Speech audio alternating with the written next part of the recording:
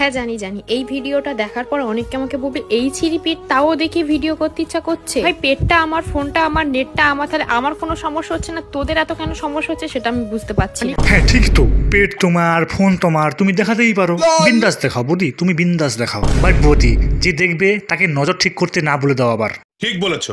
নমস্কার বন্ধুরা, তো যবে থেকে বৌদিদের হাতে নেট পড়েছে তবে থেকে তাদের শরীরে গরম একটু বেড়ে গেছে। আমরা যখন তখন শাড়ি খুলে দেয়, পেট দেখিয়ে দেয়। আর তাছাড়া শাড়ি খুললে যদি 2-1 টাকা ইনকাম হয় তাহলে ক্ষতি কি তাদের, তাই না? তো আজকে আমরা এমনই এক বৌদিকে দেখতে চলেছি, তাই ধৈর্য সহকারে বসো, বৌদি আসছে। জানি জানি, তোমরা আবার বলবে বাবা কি ছিঁড়ি ক্রিম মাখার, আমি কিন্তু এইরকম ভাবেই ক্রিম মাখি। আমাদের বৌদি এভাবেই ক্রিম মাখে, বুকের হাড্ডিতে ক্রিম মাখে, 2 পাহাড়ের মাঝখানে ক্রিম মাখে, না মানে বুকের মাঝখানে এভাবে লাইন কে দেয় ভাই। এর পুরো ইনস্টা আইডিটাই বুক আর পেট দিয়ে ভরা।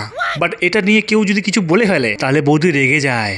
আমি নাকি পেট আর বুক দেখিয়ে নাকি ভাইরাল, আমার বর নাকি আমার ইনকামের টাকায় বসে বসে খায়। তোমরা যদি এরকম টাইপ কমেন্ট করে থাকো একদম খুব ভুল কাজ করে ফেলেছো। না আমি পেট বুক দেখে ভিডিও ভাইরাল হয়েছে, আর না আমার বর আমার ইনকামে বসে কমেন্ট করছে। না না, এ কি ছিছি বৌদি, কে বলেছে তোমাকে পেট দেখে তুমি ভাইরাল হয়েছো? আমি বললাম নাকি? না না না, কে বলেছে? ওটা তো তোমার পেট না, ওটা তো তোমার মুখ। কে বলেছে এরকম কথা, তুমি পেট দেখে ভাইরাল হও? একটা মানুষ কখন ভাইরাল হয় জানো? তার যখন যোগ্যতা থাকে তখনই ভাইরাল। আমাদের এই বৌদির যোগ্যতা কি? পেট দেখানো।